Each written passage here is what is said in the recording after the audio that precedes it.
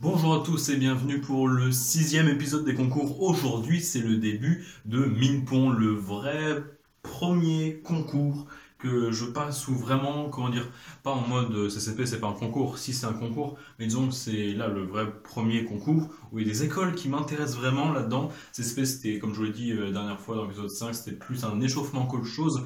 Niveau, ouais, concrètement, pourquoi j'y allais. Là, c'était vraiment, j'y vais pour des écoles, clairement. Il y en a qui m'intéressent, que ce soit Minpon, Mines Télécom. Après, il y a Centrale, mais bon, ça arrive encore après. Aujourd'hui, c'était maths 1, physique 1 et anglais. Alors, comment dire? L'anglais, ça va. L'anglais, ça va. La physique, ça va un peu moins bien, mais ça va quand même. Et les maths? Oh! Complicado comme disait Jens. Non, en vrai, c'était chaud. J'ai vu que dans pas mal de filières, c'était chaud. En MP, ça a été compliqué, selon ce que j'ai entendu en parler. En PC aussi, ça a été pas mal chaud. En psy aussi, on a pris pas mal la douille. Comment dire, c'était un sujet qui était à la fois long, à la fois compliqué. Alors certains l'ont trouvé juste long, certains l'ont trouvé juste compliqué, mais faisable en entier. Bon, moi je l'ai pas fait en entier, j'ai pas tout fait, même ce que j'essayais. Donc bon, comment dire que là, pour une fois, tu vois, je suis content que ça soit un concours et que je suis pas basé uniquement sur ma note. Voilà, de ce que j'ai entendu dire, voilà, même juste les gens dans la salle et puis les gens dans d'autres salles de là où je passais les concours, de ce que j'ai compris, ça n'a pas été une grande réussite chez tout le monde, même chez la plupart des gens. Donc bon, advienne que pourra, j'ai envie de dire, de toute façon c'est fait, donc il faut passer outre et penser ne faire que mieux au prochain, c'est comme ça qu'on reste motivé, j'ai envie de dire. Du coup, là, oui, ça a été terrible pour pas mal de gens, moi y compris. Du coup, ce qu'il faut garder en tête, c'est déjà juste pour Minpon, on sait à chaque fois, il y a une partie analyse, une partie algèbre, toujours. Il y a toujours un sujet, il faut beaucoup d'analyse et l'autre beaucoup d'algèbre. Là, c'était de l'analyse. Là, il y avait des séries entières, des suites, tout ça, des fonctions. Donc là, c'était full analyse. Ce qui veut dire que le prochain, c'est de l'algèbre. C'est-à-dire que si là, tu as bloqué parce qu'il y avait des théorèmes que tu savais pas, par exemple, je sais pas, si par exemple, nous, on n'a pas eu d'intégrale à paramètres, ou du moins les parties que j'ai fait, on n'a pas eu d'intégrale à paramètres, bah, théoriquement, t'as pas besoin, par exemple, si tu n'étais vraiment pas à fond sur ça et sur l'algèbre, tu peux te concentrer à 95% sur l'algèbre, parce que bah, il y a très peu de chances qu'il y en ait à la prochaine épreuve de Minpon. Après, bon, on révise quand même toujours ça pour Centrale. Du coup, voilà, donc ça a été chaud pour pas mal de gens, honnêtement. Bah, ouais, ça a été, on peut dire, une sorte de carnage, de ravage, comme tu veux l'exprimer. Enfin bref, ça a été compliqué, on s'est un peu tous fait rouler dessus, rouler dedans, tout ce que tu veux. Mais bon, comme j'ai envie de dire, à chaque fois, c'est un concours. C'est-à-dire que si tout le monde a fait de la merde, parce que c'est le cas, tout le monde ou presque a fait de la merde, ça veut dire que bah, t'es pas forcément dernier. Peut-être que ta moyenne, si on fait la note comme ça, peut-être que ça vaut 5. 5, tu me dis, t'intègres pas. Mais si la moyenne vaut 4,8, t'es au-dessus de la moyenne. Et t'as des chances d'être pris. Donc il faut toujours voir la lumière dans le noir et dans le néant. Enfin bon, on essaye de se dire des trucs comme ça pour essayer de se rassurer. Bon, c'est tout ce qu'on peut faire, j'ai envie de dire. Mais bon, de toute façon, c'est passé, on peut rien y changer, on peut essayer qu'améliorer les choses. Même si on sait que, voilà, par exemple, on sait un peu orienter nos révisions. S'il y en a, ils veulent réviser pour demain, s'ils sont pas sûrs sur l'algèbre, ils peuvent réviser à fond l'algèbre parce qu'il y a de fortes chances que ça tombe demain. Ça, c'était les maths. Ensuite, la physique. Donc les maths, c'était le matin, c'était le premier vrai cours de maths, donc maths 1 le matin, c'est marrant. Demain, c'était maths 2. Du coup, là, c'était matin le matin. Ensuite, c'était physique 1.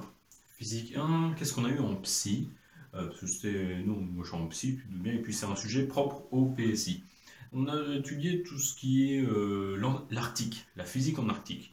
Alors au tout départ, on parle, oui, machin, tout ça, une boussole pour se repérer, donc géomagnétique de la Terre, machin, les lignes de champ, tout ça, pourquoi est-ce que la boussole, elle indique bien le nord, est-ce que c'est un équilibre stable, tout ça, t'as compris, donc on étudie clairement une boussole, moment magnétique, tout ça, ça en fait partie.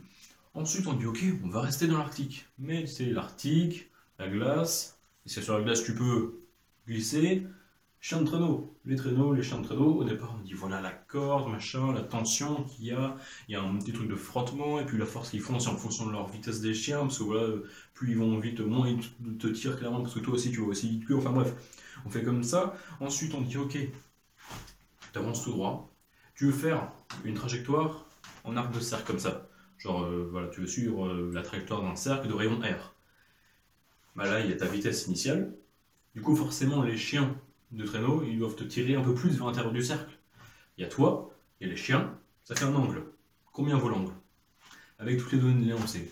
C'était un peu tricky, mais au final, ça se faisait. En gros, j'ai dit, voilà, trajectoire circulaire, une accélération radiale, accélération, masse ou accélération, somme des forces. Il y avait la force des chiens et la force de frottement derrière, entre guillemets. Et puis, enfin, tu vois, la tension, et puis qui se symbolisait entre guillemets par des frottements voilà, statiques, tout ça. Donc au final, ça se faisait très clairement. Bon, voilà, il y avait un peu de recherche à faire quand même, mais ça se faisait. Et puis après la glace, toujours, mais on me dit, ok, c'est quand même bizarre parce qu'en Arctique et tout, il fait froid, certes, mais il y a beaucoup de glace quand même sur de l'eau. Et pourtant, voilà, il fait froid, mais pourquoi est-ce qu'il y a une couche de glace? Est-ce que ça augmente? Est-ce que ça diminue? Comment ça se fait qu'il y ait une couche de glace au-dessus de l'eau? Et on étudie, donc ça part en transport, donc transport thermique, voilà, tout ça, le cours de transport thermique, clairement, on retrouvait l'équation de diffusion, il n'y avait rien de plus si compliqué que ça. Ensuite, full analogie avec l'électrique. Voilà, on dit, voilà, tout ça, les trucs, des résistances, machin.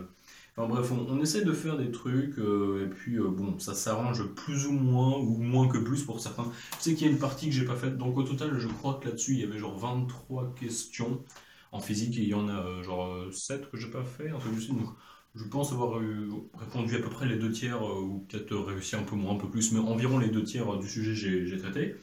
Maths, c'est différent. Maths, c'était plus compliqué. Pour te dire un ordre d'idée, maths, il y avait 22 questions, je crois, un truc du style, ou 23, ou 21, enfin bref, il y en avait une vingtaine. Si tu comptais les questions que je faisais, genre par exemple, s'il y avait, je sais pas, genre question 11, montrer que, en déduire que, bah si par exemple j'ai réussi à montrer ou seulement en déduire, bah je compte ça pour 0,5. Et si tu fais la somme de toutes les questions que je fais, en sachant que voilà, si j'en fais une, je fais un raisonnement qui vaut peut-être un peu de points, mais au final j'arrive pas, je compte pour 0. Ça compense un peu plus avec les erreurs que je peux faire. Bah, sur les 20 et quelques questions, si tu mets tout bout à bout les petits machins, je dois en avoir fait 8, un truc comme ça. Donc bon, c'est pas infâme, j'aurais pu en faire clairement moins, c'est pas bon. Donc bon. L'un dans l'autre, de toute façon c'est un sujet compliqué, donc il faut se dire que si c'est compliqué, en vrai je préfère que ça soit compliqué. Je préfère clairement qu'un sujet soit compliqué parce que ça fait vraiment réfléchir, tu vois, les connaissances et surtout la réflexion, si c'est compliqué, si c'est infâme, s'il te faut 3 questions sur 15 pour avoir la moyenne et être admissible, bah, tu te dis que voilà, t'en fais une, t'en fais deux, ça te prend 2 heures, bah, t'es presque admissible, tu vois, t'en fais une troisième, hop, tu l'as. Donc bon, je préfère ça plutôt que une épreuve ultra facile, 20 questions, et en fait, pour être admissible, les 20 questions, toutes y répondre, ça suffit même pas, parce que tout le monde a fait les 20 questions, parce que c'est trop facile, au final tout va jouer sur la rédaction, la justification, tout ça, les petits trucs de merde, que c'est pas vraiment des maths en tant que soi, c'est pas de la recherche, c'est plus de la rédaction et tout, et donc je préfère que ça soit compliqué comme ça, les points se valent sur les mathématiques en soi. Ça, c'était donc maths, physique, donc un peu la douille partout. Ensuite, anglais. Anglais, tu sais ce que c'est, le type mine-pont. Alors, CCP central, c'est une synthèse de documents, donc on te donne entre voilà, 3 et 5 documents. Il y a des textes, des images, des trucs comme ça. Et puis, tu dois faire une synthèse de documents, voilà, petit plan, problématique, intro, conclusion, des parties, tout ça, tout ça.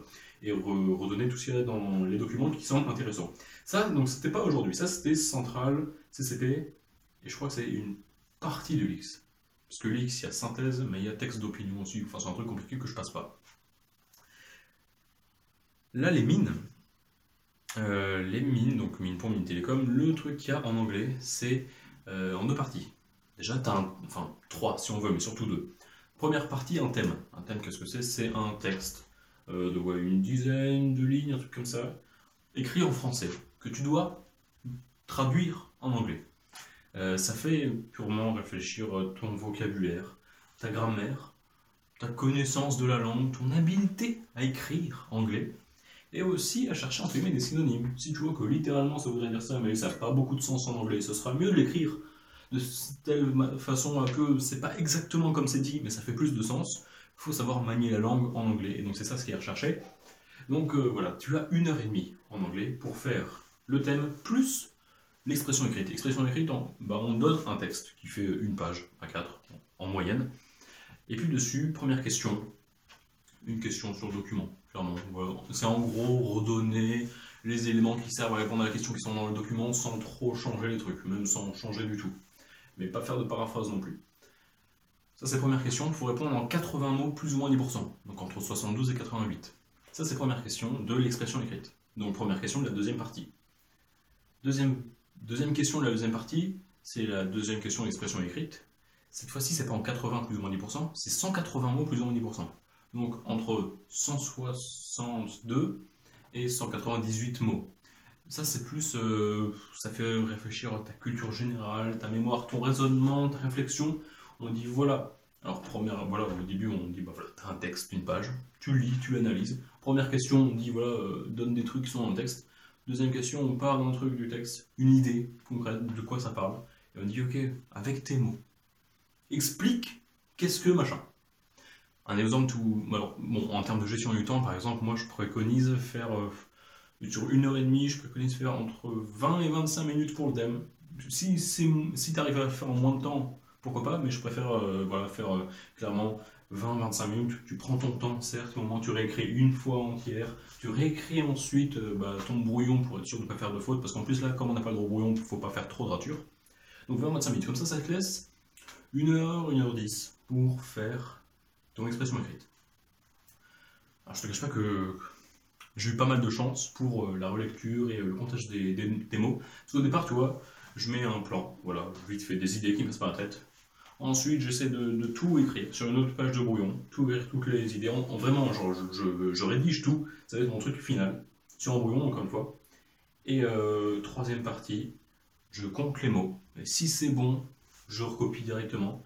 S'il y a des petits ajustements pour rentrer dans les critères des machins plus ou moins 10%, j'ajuste en fonction d'eux.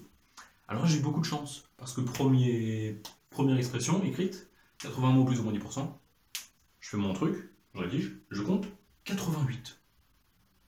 Ok, pas besoin d'ajuster, j'ai juste à recopier nickel. Quand je recopie, je fais quelques petits ajustements, tu comptes à la fin pour noter le nombre de mots, 87 mots, je suis clairement dans les normes. Ensuite, deuxième question, je fais mon raisonnement, tout ça, hop hop. Petit plan, des idées, tout ça que je mets par-ci par-là, je redonne, je fais une espèce de plan, intro, conclusion, tout ça, t'as compris. Je compte 197. Alors que le max c'était 198. Donc là, clairement, en sachant que genre je faisais pas gaffe, genre je comptais pas du tout au milieu. J'étais vraiment en mode, ouais, je peux en créer un peu plus, ou voilà, ça risque d'être beau, ça risque d'être chaud et tout. Donc vraiment c'était au feeling, au final ça rentre tout pile. Au final aussi, quand j'ai écrit, j'ai ajusté quelques petits trucs en essayant de baisser des mots parce que comme j'étais vraiment à la limite, un an de plus, en plus si j'ai mal compté, ce serait chaud. J'ai un peu réduit, je suis tombé à 192, donc je suis dans les normes aussi. Vite fait l'histoire du texte en anglais, il disait voilà, 3 personnes, alors vu les noms je crois qu'ils étaient français, ils ont fait un programme, une sorte d'intelligence artificielle, tu lui mets 15 000 portraits faits par des gens, des portraits, des peintures, il le prend, et l'algorithme il est en 2 programmes, il y a un programme, il dit ok je prends toutes les données, tout ça, base de données, hop, j'essaie d'en faire un, il fait son programme, enfin il fait son portrait, et deuxième partie du programme, c'est un autre, donc le premier c'était le générateur, je crois, et le deuxième le discriminant. Et le discriminant, il arrive et dit est-ce que c'est fait par un robot, ce qui est le cas, ou par un humain? Et s'il voit que c'est fait par un robot, c'est que le générateur n'a pas fait son taf et du coup il lui demande de recommencer. Et etc. Jusqu'au temps que le discriminant il se dit ouais ça a été fait par un robot, enfin par un humain pardon, il se dit ouais ça a été fait par un humain. Et là du coup le portrait final est fait, et du coup on a dit voilà les gens ils ont fait ça, ça a été vendu 11 000 $, ça c'est bien machin. Et du coup première question c'était comment a été fait le portrait. Donc là j'ai tout dit, voilà la méthode, c'était fait par des gens, tout ça machin, le programme, comment ça fonctionne, le nom des 2 programmes, etc. J'ai tenu en 87 mots. Deuxième partie c'était selon toi avec tes mots.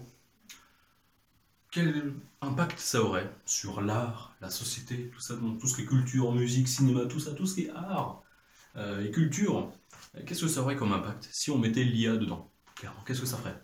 Moi j'ai dit oui, alors tout ça, au départ, oui, l'art, qu'est-ce que c'est? C'est pas dans le fonctionnel, c'est dans l'abstrait, il y a un sens caché, ça fait toute sa beauté, tout ça, machin, c'est très humain. Alors faire une sorte d'intelligence artificielle qui prend des bases de données, essayer d'en faire un nouveau, alors c'est bien, mais ça suit un algorithme. Ça peut être facilement refaisable vu que ça a suivi des étapes bêtement. Ça je trouve que c'est pas très de l'art. Toi je me dis voilà, c'est juste de l'automatisation, on essaie de rendre le truc plus pratique. Le fait de créer une IA pour qu'il fait des œuvres, parce que c'est plus pratique que ça se fasse tout seul, et ça perd un peu la nature de l'art. Après, j'ai dit, après, si on peut faire une IA qui réfléchit vraiment, peut-être que les intelligences artificielles, les programmes, pourront communiquer avec nous, nous faire transparaître des émotions, des sentiments, des expressions. Ça, ce serait une première. Ça a été le début de plusieurs films d'apocalypse, tels que Terminator, bon, je sais pas cité, mais voilà, ça a été le début, dans les films, ça a été la merde, mais ce serait quand même stylé. Et en plus, là, vraiment, il y aurait vraiment, ce serait vraiment un art, une recherche, une expression des sentiments, un vrai sens caché et profond. Et ça, je dis ça serait stylé. Et après, je dis, voilà, je sais pas, en 2 heures, faire ça avec vraiment une IA qui réfléchit, bah, il y aurait à la fois le côté artistique, parce que créer une IA, un programme, c'est beau, d'en créer une qui réfléchit.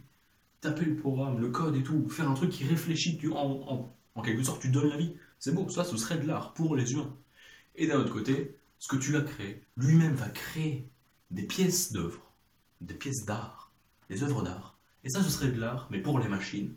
Donc là, j'ai un peu voilà, tergiversé un peu là-dessus, et puis au final, bah, je te l'avoue, c'est trop long, faudrait que j'enlève des trucs, et bam 197 mots, qu'est-ce que tu vas faire? Du coup, bah ça va. En vrai, ça va l'enlever. Et puis c'était la fin. Demain, qu'est-ce que c'est? Oula, ça fait longtemps. Enfin, c'est long la vidéo. Demain, matin, donc aujourd'hui on a commencé par maths, ensuite physique et puis anglais. Là, on inverse, on commence par physique, donc physique 2. Ensuite, maths 2, l'après-midi. Et après les maths 2, c'est informatique. Donc, mon péché mignon.